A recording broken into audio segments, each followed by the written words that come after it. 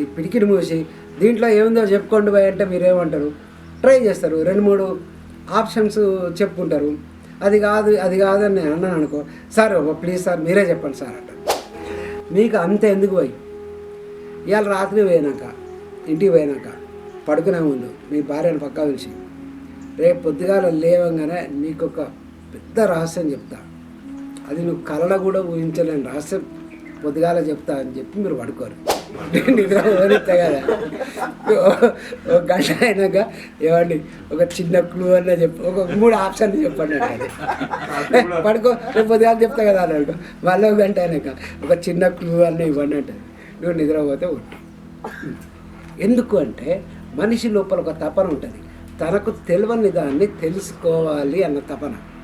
నేను ఎల్లప్పుడూ ఉండాలనే కాంక్ష ఎట్లాగుంటుందో తెలియకుండా ఉండకూడదు, నాకు అన్నీ తెలిసి ఉండాలి.